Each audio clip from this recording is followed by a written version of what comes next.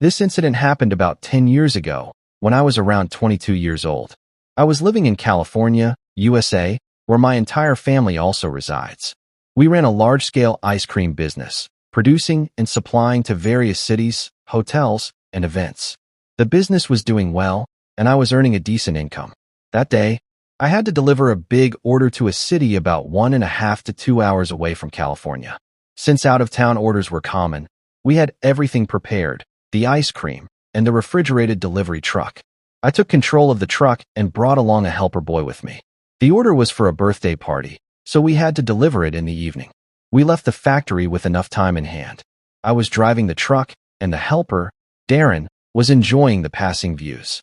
Once we crossed the boundaries of California and hit the highway, we entered a long stretch of forest, thick, tall trees, a haunting atmosphere, and an eerie sense of something hidden and unknown.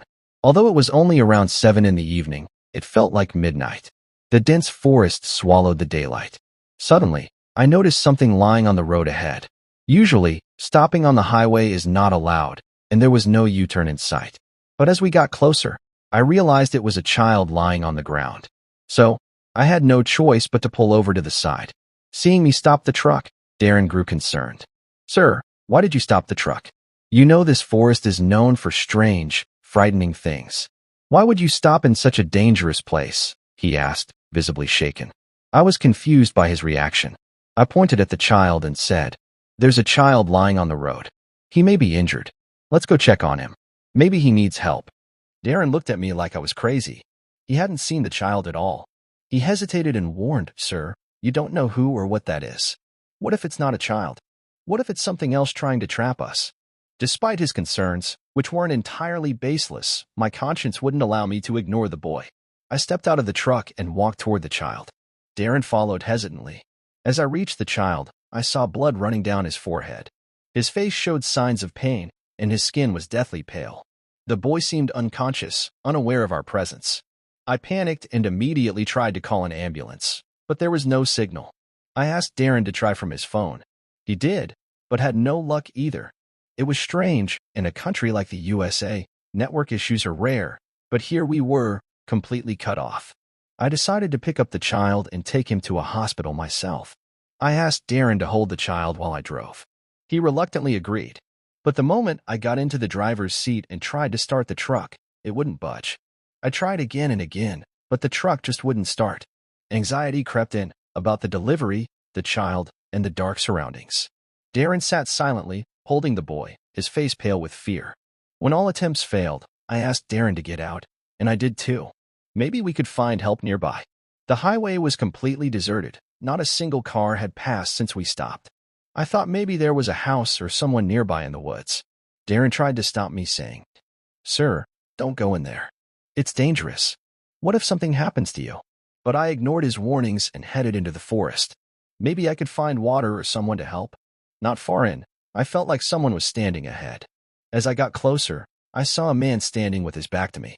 Relieved, I called out, "Hello." He didn't turn his body, but instead twisted his head completely around, unnaturally, and stared at me with a horrifying face, blood dripping down the side of his head.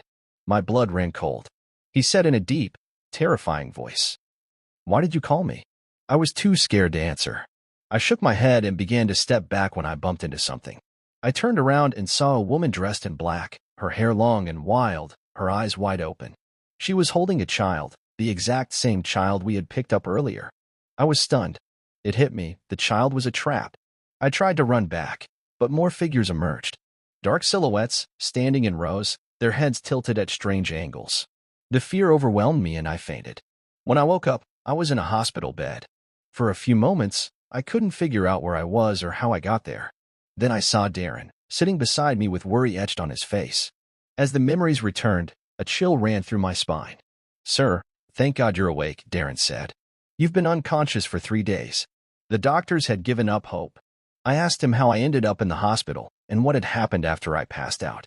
Darren looked away and said gently, "Sir, this isn't the time to talk about that. You need to rest. When you're better, I'll explain everything." 2 more days passed, and I was discharged, but my body had grown weak, my face pale, my eyes sunken. I looked like a shadow of myself. I couldn't wait any longer. I went to the factory to meet Darren and demanded answers. He took a deep breath and said, "Sir, after you didn't return for a long time, I got really scared. I was about to go look for you when suddenly, the child I was holding disappeared from my arms." He stared at his empty hands, reliving the horror. I was terrified. I knew something was horribly wrong. Then I saw a highway patrol car passing by and flagged it down. I told them you had gone missing, but I didn't mention the child. I knew they wouldn't believe me. They called for backup and searched the woods. They found you unconscious and got you into an ambulance right away. Darren paused, then added with a shiver. Even now, when I remember how that child vanished from my hands, it chills me to the bone. I thanked him from the depths of my heart. If he hadn't helped, I wouldn't have made it out alive. Even now, years later, when I think of that night, fear grips me. And when Darren told me the child vanished from his arms, I remembered the woman in black, holding that very same child. It was all a trap, a supernatural snare. But maybe we survived because it wasn't our time.